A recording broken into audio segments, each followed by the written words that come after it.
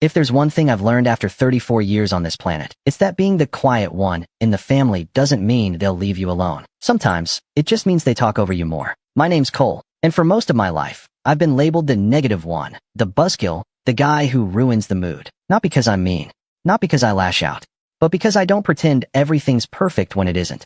And in my family, that was enough to make me the odd one out. I'm not the guy who cries at movies or writes sentimental birthday cards. I don't fake laugh at bad jokes or squeal over engagement announcements like they're Nobel Prizes. But I show up. I try. At least, I used to.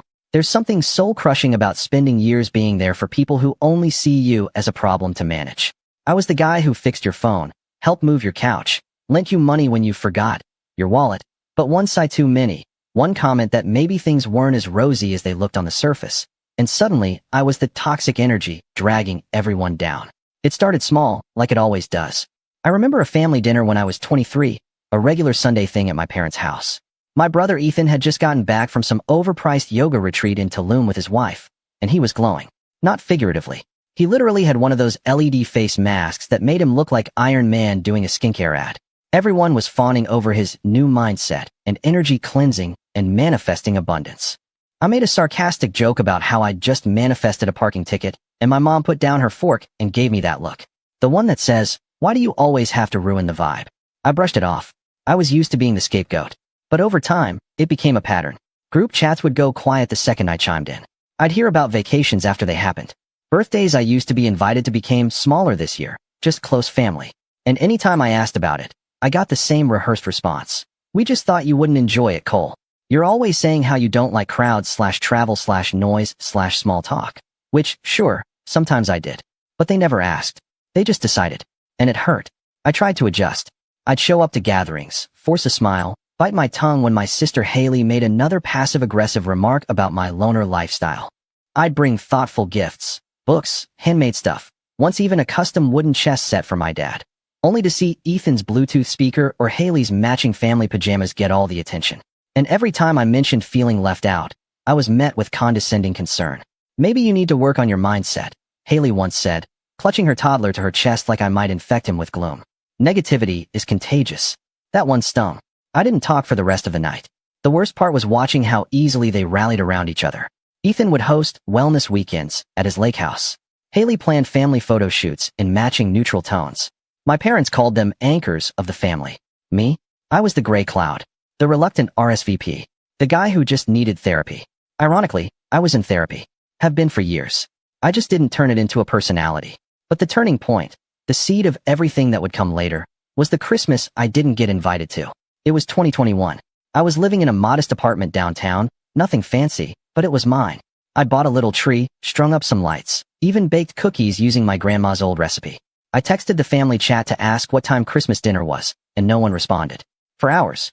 Eventually, my dad replied with a dry, "We're doing something smaller this year. Ethan's hosting." No invite. No explanation. That night, I scrolled through Instagram and saw the photos. All of them. Haley's kids in matching sweaters. My parents smiling in front of Ethan's fireplace. Even my cousin Drew, who lived 2 states away, had made it. But not me. I wasn't even in the background of a single picture. I remember just staring at the screen, my mouth open a little, like if I looked long enough, I'd find myself there. Like maybe I was just cropped out. I didn't cry. I didn't rage. I just sat on the couch with a plate of cooling cookies and felt numb. A few days later, Haley posted a reel titled Grateful Moments, set to soft piano music. She captioned it, "Surround yourself with people who lift you higher, dizzy, no drama. Just love and good energy." And I lost it. Not outwardly, but something inside me broke. I realized then, really realized, that no matter what I did, no matter how hard I tried to vibe with them, I'd always be the outsider. The unspoken rule was clear: don't bring the mood down. Don't talk about real things. Don't be inconvenient. So I stopped trying. I stopped texting first. I stopped sending gifts. I stopped offering help. And for the first time in my life, no one chased me. Not even a miss you. It was like I had never existed. But here's the thing. Silence gave me space. And space gave me clarity. For the first time in years, I started focusing on what I wanted. I poured myself into my work, software development for a niche logistics firm, and quietly stacked money. I picked up weekend hiking again. I deleted social media. I stopped waiting for someone to notice me missing. And then, almost 2 years later, I did something no one saw coming. I bought a cabin. A real one. In the mountains, 3 hours out from the city. Full woodwork, stone fireplace, wraparound porch, thick pine trees all around it. No cell reception. No energy circles. Just peace. I paid in full. No loans. No help. Just me and a dream I'd shelved for too long. When the sale closed, I didn't tell anyone. Not because I was hiding, but because no one had earned the right to know. But secrets don't stay buried forever. Especially not when your sister randomly spots you at a hardware store buying 12 gallons of paint and a new generator. I should have known that would lead to questions. I just didn't expect the fallout to come from Ethan. It started with a text. Just 4 words. You bought a cabin? I stared at the screen for a minute before replying. Yep. He waited a few hours, then sent a second message. Wow. Didn't think you were doing that well. Congrats. Which, coming from him, might as well have been an insult. I didn't reply. I didn't think it needed one. Then, a week later, came the real message. The one that kicked off everything. Hey, wanted to ask, any chance my family could use the cabin during winter break? Kids would love it. Just us, promise. You wouldn't even have to be there. Let me know. I stared at it for a long time. Something in me, something old and raw, started to surface. But I kept my face calm. I typed out a reply, then deleted it. Then typed it again. Eventually, I settled on one line. Sorry, it's just for people with good energy. I hit send. He blocked me the next day. But that was just the beginning. If Ethan blocking me was meant to be some kind of punishment, it didn't land. Honestly, it felt like relief. Like someone finally turned off a song that had been playing on repeat in the background of my life for too long. No more backhanded compliments. No more just trying to help lectures. No more pretending to be someone I wasn't just to keep the peace. But I should have known that peace, in my family, doesn't last. It started subtly. A few icy glances from Haley when I bumped into her at the local co-op. Her eyes flicking to my cart like she was scanning for judgment. I tried to nod hello, but she turned sharply, her toddler balanced on one hip like a tiny human shield. Then came the voicemail from Mom. Chipper on the surface, but with that undertone of tight-lipped disapproval I knew too well. Hi, sweetie. Just wanted to say we love that you're investing in property. Really proud of you. Just a little surprised you didn't mention it to the family. Especially with the holidays coming up. Anyway, call me back when you get a chance. I didn't call back. I think that's what truly set everything in motion. Not the cabin, but the silence. For the first time in decades, I wasn't explaining myself. And for people like my parents, who controlled conversations with guilt and carefully measured concern, that was a threat. It wasn't long before my dad called directly. I let it ring, but he left a message. His tone was colder. Cole, I don't know what this attitude is about, but this family doesn't do secrets. Your brother was trying to include you. Don't punish the kids over whatever grudge you're nursing. Call me. I didn't call him either. And just like that, the narrative started to shift, behind my back, of course, but not so subtly that it didn't get back to me. Drew, my cousin, texted me a screenshot from our extended family's Facebook group, a digital nightmare I wisely stayed far away from. It was a post from Haley. Feeling sad today. My boys were so excited about the idea of playing in the snow at Uncle Cole's new cabin. They even drew pictures. But unfortunately, some people hold on to bitterness instead of choosing love. We'll find joy elsewhere, like we always do. The comments were what you'd expect. Heart emojis. Prayers. A few shame on him s. One and even posted, negativity is a disease. Cut it out, or it'll rot your whole family. I half expected someone to suggest an exorcism. I laughed when I saw it. Not because it was funny, but because I couldn't believe how predictable it was. The script hadn't changed in decades. Only now, I wasn't playing the part they'd assigned me. And then came the dinner. I don't know why I said yes. Maybe some masochistic part of me thought it would be different. Maybe I was tired of being the ghost in family photos. Or maybe, just maybe, I wanted to see how far the rabbit hole went. Whatever the reason, I agreed to join them for a pre-Christmas dinner at my parents' house. It wasn't the real Christmas, of course. That was happening at Ethan's chalet in Aspen. This was more of a leftover holiday, a consolation meal before everyone left for their actual plans. When I walked in, I knew I'd made a mistake. The room was decorated within an inch of its life. Garlands, lights, faux snow on every surface. But it wasn't festive. It was curated, like a catalog had thrown up all over the living room. Haley's kids were wearing matching cardigans that looked itchy, and Ethan's wife was sipping something green from a crystal glass and talking about the energetic residue of processed sugar. I barely made it past the threshold before my mom hugged me a little too tightly and whispered, "Try not to be so tense tonight, okay? Let's just have a nice time." That was code. I knew it. Don't mention the cabin. Don't talk about feelings. Smile. Nod. Be useful. I sat at the end of the table. Ethan was at the head. My dad poured wine like he was hosting a diplomatic summit. And then the meal began. The jabs were subtle at first. Haley talking about how hard it was to afford travel with just one income, glancing at me as if my entire existence was some kind of insult. Ethan mentioning how some people find peace through community, not isolation. Even my mom got in on it, asking Ethan, loudly, if he'd brought his famous gluten-free stuffing, because God knows not everyone here knows how to cook. It was like being pecked to death by ducks. But I stayed quiet. I smiled. I passed dishes. I told Haley's daughter I liked her glittery hair clip, even though I could see her mom's eyes narrow when I spoke to her. I didn't rise to it. I didn't push back. Until dessert. We were halfway through some vegan pie abomination when my dad raised a glass and said, "To family, the ones who show up, who support each other, who don't hold grudges." And everyone raised their glasses. Except me. I sat perfectly still. Then I placed my fork down, gently, deliberately, and asked, "Is that really a toast, or just a passive-aggressive performance?" The silence was instant. Like someone had hit mute on the whole room. Ethan cleared his throat. "It's a reminder, Cole. For the kids. That family is about love. Right?" I said, turning to him. "Like how you loved me so much, you asked to use a place you didn't help build, didn't ask nicely for, and blocked me when I said no?" His jaw clenched. "I blocked you because you were being petty." I raised an eyebrow. "Petty is asking for access to something you didn't even congratulate me on." Mom jumped in. "Okay, that's enough. We're not doing this here." Haley muttered something under her breath. I didn't catch it, but her husband laughed. That smarmy kind of laugh that always makes you want to throw something. So I stood up. Slowly. My hands were steady, but my heart was hammering. Not with rage. With clarity. "I'm going to go," I said. Not because I'm angry. Because I'm tired. Tired of pretending this isn't exactly what it looks like. My dad started to speak, but I cut him off. "You didn't invite me to Christmas 2 years in a row. You talk about my energy like I'm a contaminant. You turned my decision, my right, to say no into some kind of moral failure. And now you want to sit here and toast to family?" I shook my head. "No thanks." I walked to the door, grabbed my coat. Just as I was reaching for the handle, Ethan spoke up. "You think money makes you better than us now?" I turned. He was standing too, red-faced, his hand still wrapped around his wine glass. "No," I said. "I think boundaries make me free from you." And I left. The fallout started the next day. I didn't hear from anyone, not for days. And when I did, it wasn't direct. It was digital. A new post from Haley.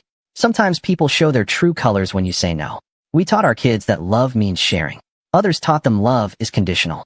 Guess who they'll grow up to be?" Again, the comments lit up. Family members I hadn't seen in years weighed in. I was selfish. I was ungrateful. I was emotionally stunted.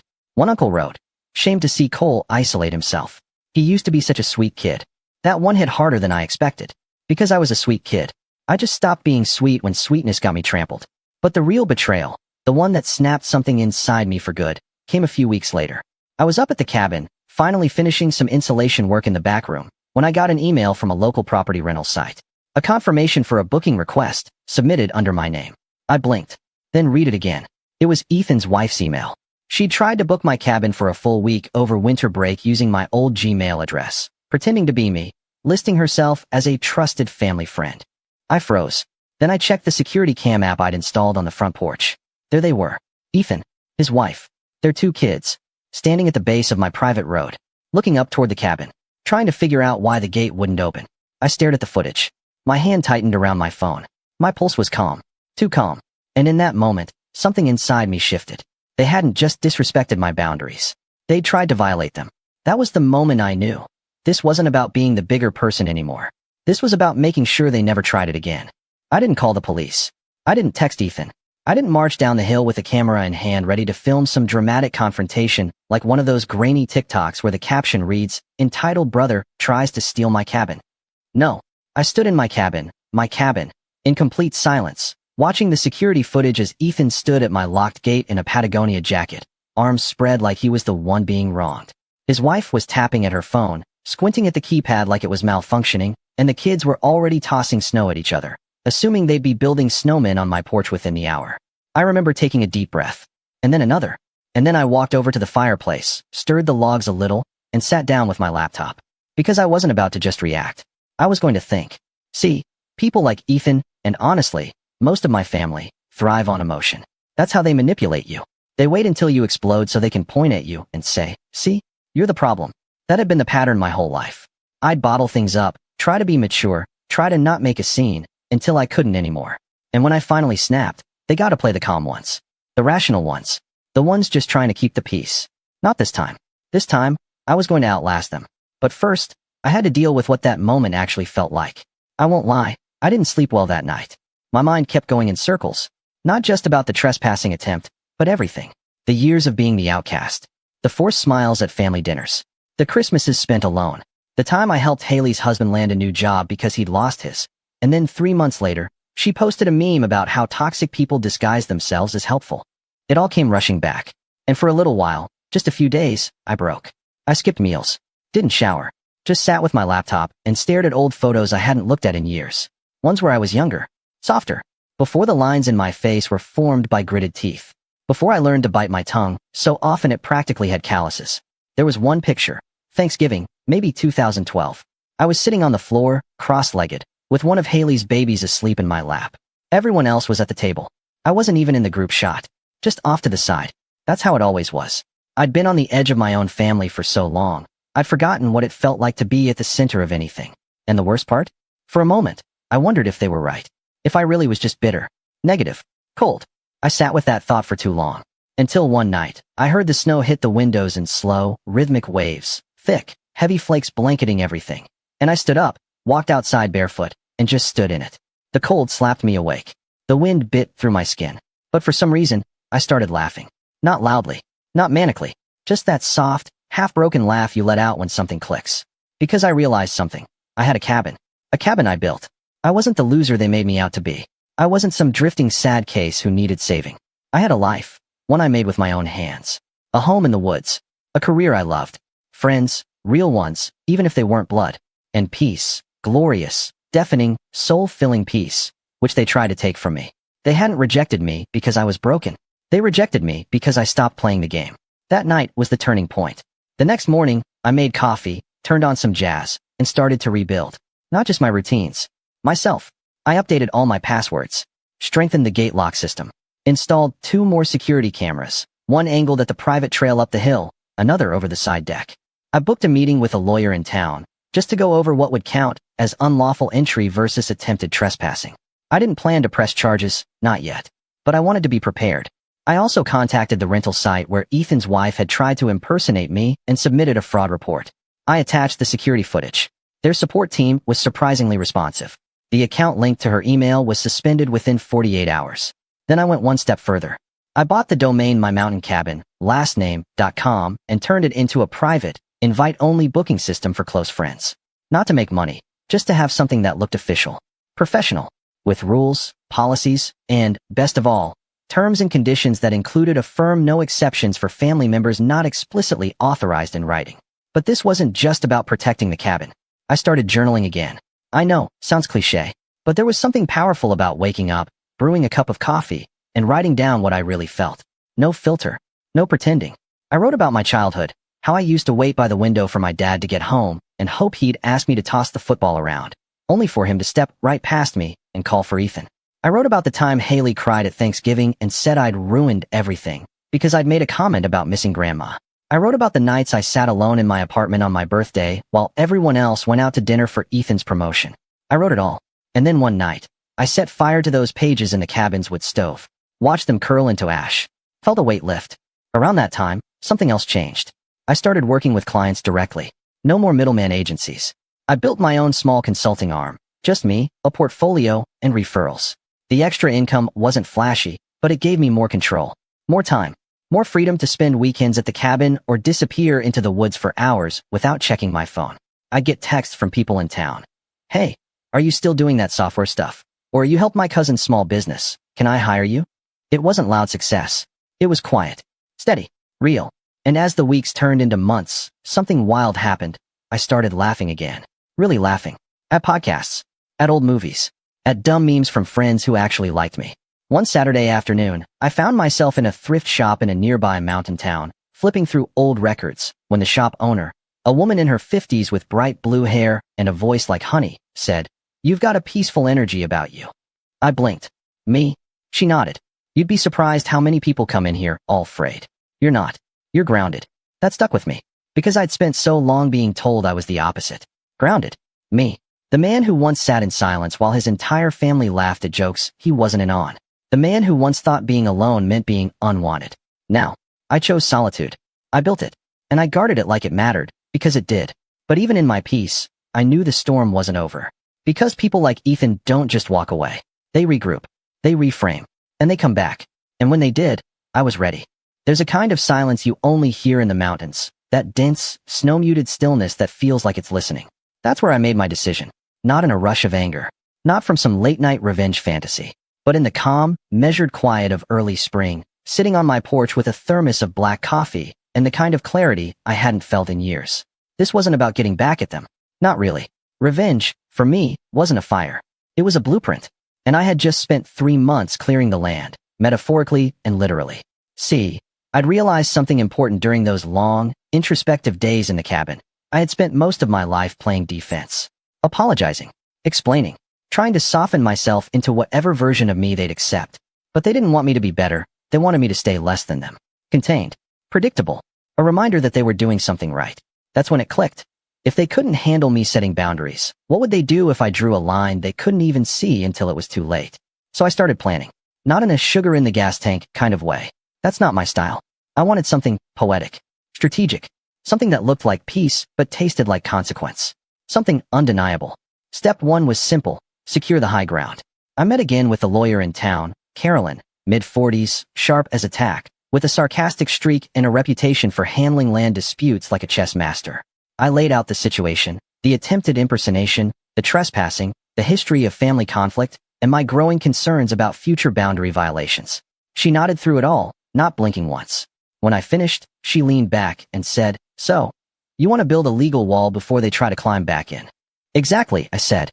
"Then let's start with a trust." She walked me through it. A private property trust, with the cabin and its land as the primary asset. But more importantly, she helped me create a list of usage clauses so ironclad they could have been carved into bedrock. No family member access without notarized approval. No temporary stays without my presence. No events, no third-party rentals, no circumvention through shell accounts. Add a clause that voids access for anyone who's ever tried to impersonate me. I added. She smirked. Personal touch. I like it. Within 3 weeks, the trust was done. The cabin's official ownership now passed through a web of paperwork that even the savviest suburban schemer couldn't unravel. Step 2. Take control of the narrative. I'd stayed quiet for years. Let them talk. Let them spin stories about my negativity, my emotional distance, my failure to stay connected. And people believed them, because I let them. But silence is a weapon, especially when you break it on your terms. So I did something subtle. I posted a photo. Just one. Me, standing in front of the cabin, holding the deed folder, trust document concealed, smiling in the snow with a caption that read, "Built this with my own 2 hands, my own money, and my own peace." No loans. No handouts. Just focus. That was it. No hashtags. No tags. No bait. But the impact was immediate. Haley liked the post within minutes, and then unliked it an hour later. Ethan's wife viewed my story for the first time in months. Then again. A mutual cousin messaged me. "Wait, did you build that?" I didn't reply. I didn't have to. The photo said everything. You excluded me. You mocked me. And I still won. But it wasn't about flexing. It was about planting seeds. Because the next part of the plan needed one key ingredient: temptation. I knew how my family operated. I knew that Ethan couldn't stand being outshined. That Haley hated being left out of anything that looked exclusive. That my parents had spent decades fawning over whichever child looked most successful. If I wanted them to walk into a trap, I didn't need bait. I just needed a velvet rope. So I created an event. Not a party. Not a reunion. Something aspirational. I called it the Mountain Reset Weekend. I bought a simple domain. Built a sleek little landing page using a template. All soft earth tones and minimalist fonts. The header read, "Escape the noise. Reset your spirit. Realign your energy." I laughed as I typed it. Ethan-level nonsense. Underneath, I added fake testimonials. Just vague enough to sound real. Life-changing. I came back clearer than I've been in years. It's not just a getaway. It's a transformation. Then the photos, wide shots of the cabin, drone views of the mountain trail, candles flickering on a windowsill. I listed only 3 weekends per year. Invite only. No social media. No exceptions. And then I added a hidden clause in the site's metadata. Any attempts to submit the inquire form from an IP address associated with previous attempted impersonation would be logged, but not acknowledged. Just silently tracked. It was a masterpiece of subtle manipulation. The site went live. I sent the link to one person, my old college roommate Jay, now a mid-tier influencer who owed me a favor after I helped him recover a crashed hard drive that had 3 brand deals on it. I asked him to post it once, with no context, and say, "Heard good things about this place. While that it's invite only." And from there, I waited. Within 24 hours, The landing page had 312 views. Within a week, 2,100. One IP pinged 6 times in a row from the same suburb where Ethan lived. Another came from my parents' neighborhood. But the real tell? I got a group text from Haley, the first in months. Hey fam. Random question. Anyone heard about this mountain reset weekend thing? I swear I saw Cole's cabin in a video. Are you involved in this, Cole? I stared at the message, took a sip of tea, then replied, simply, it's invitation only. She heart reacted. Then nothing for days. But I wasn't done. Step 3 was surgical. I compiled every voicemail, every message, every backhanded comment. I downloaded all the security cam footage from the day Ethan tried to sneak up to the cabin. I screen recorded his wife's impersonation attempt on the rental site, plus the fraud notice from their system. Then I created a private archive on a USB drive. Not to use. Not yet. But to have. Because for the first time in my life, I was playing offense. I wasn't just protecting my peace. I was preparing to enforce it. And just when I thought the plan was working, just when the tension started to simmer from afar, when I thought I'd laid the last brick of my invisible fortress, an envelope showed up at my apartment door. No return address. Handwritten. Heavy. Inside was a folded letter. And a photo. The letter was from my mom. The photo? It was of the family. All of them. Standing in front of Ethan's house. Holding a sign that read, Happy birthday, Cole. We miss you. And on the back of the photo, scribbled in Ethan's handwriting, prove you're the bigger person. Invite us to the cabin. That's when I knew they didn't get it. They still thought this was about bitterness. About pettiness. They thought I was waiting for an apology. They didn't realize I'd outgrown needing one. But I did realize something else, something important. They weren't done. They were regrouping. Plotting. Trying to spin it again. Maybe to friends. Maybe to extended family. Maybe even to me. And that meant I needed to move up my timeline. Because the final phase of my plan wasn't just to protect my space. It was to redefine the entire story. I didn't call them. I didn't return the letter. I didn't even take the bait. I just stared at the photo. All of them smiling like we were still a family, like I hadn't been iced out for a decade. And I felt nothing. No anger. No sadness. Just a kind of cold, clean certainty. They didn't miss me. They missed the idea of me.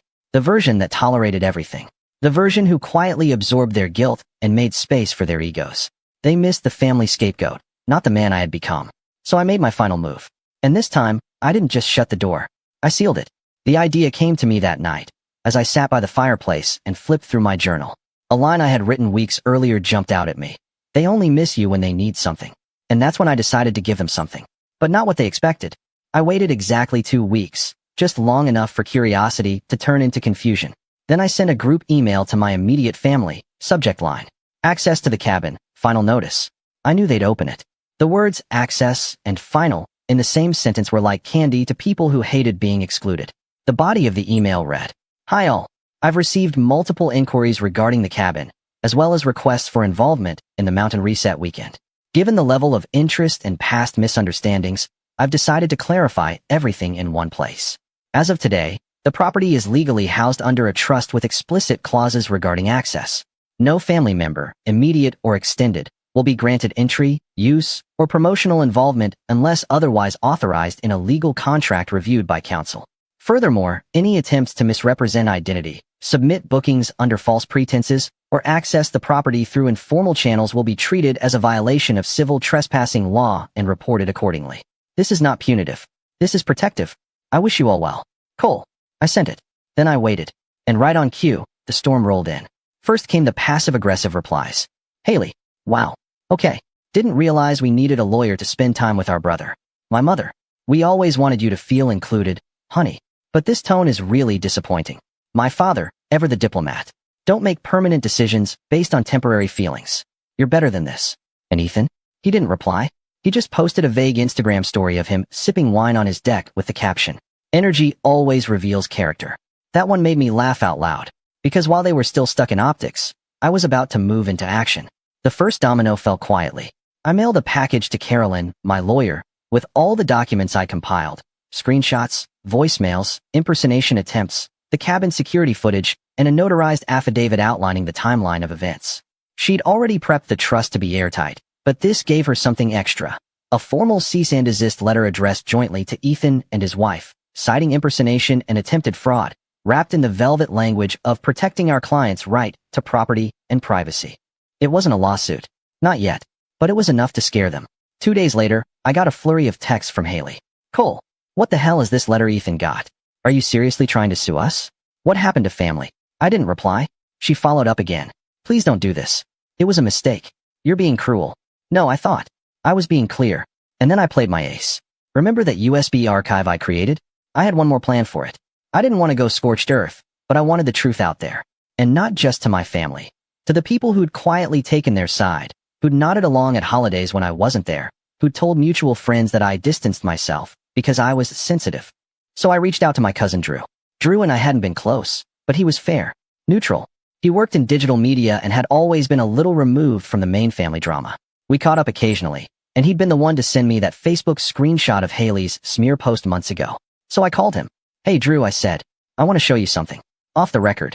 He hesitated. This about the cabin stuff? Sort of, but it's bigger than that. I sent him a zip file with a sanitized version of the archive, redacted personal data, no legal threats, just the facts. The texts, the footage, the impersonation, the timeline. He went quiet for a full minute. Then he said, Jesus, man, they really did this. I just said, people don't believe stories until they see them. Drew asked if he could write a piece for his blog, a long-form post about family estrangement, boundaries, and what it looks like when you finally stand up to the golden children. I said yes. He published it under the title, When the Negative One Walks Away, The Hidden Story of Family Scapegoats. It didn't name names, but everyone in the family knew. The post got traction, not viral, but real. And slowly, quietly, people started reaching out to me. An uncle I hadn't spoken to in years messaged. Didn't know half of that. Sorry I never asked your side. A former family friend.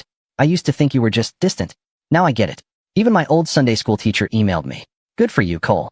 We always saw how left out you were. Proud of the man you've become. I didn't need the validation, but it helped close the loop. And then came the final fallout. I heard through the grapevine that Ethan's wife's social media accounts went private after a few comments accused her of using someone else's identity to get a vacation. Haley deleted the post about people who choose bitterness. No apology. Just gone. My parents? They sent one last email, a joint one. We don't know who you've become, but we miss the version of you who still believed in family. If you ever decide to come back, the door is open. Until then, we'll be here. I didn't reply. Instead, I printed it, folded it, tucked it into the wall of the cabin behind a support beam. A reminder. That version of me. He's not coming back. Last week, I hosted my first real mountain reset weekend. Just 4 people, all close friends. We hiked. We cooked over fire. We journaled in silence. We shared stories under starlight. Not one person asked for Wi-Fi. And as I stood on the porch that final night, watching the moonlight turn the pines silver, one of my friends asked, "Do you ever regret it? Cutting them off like that?" I thought for a long moment. Then I said, no, because I didn't cut them off. They let me go the moment I stopped being useful. They say revenge is best served cold. But me? I prefer mine quiet. One lock at a time. One truth at a time. And the last thing I heard from any of them was the sound of a gate they couldn't open. Click.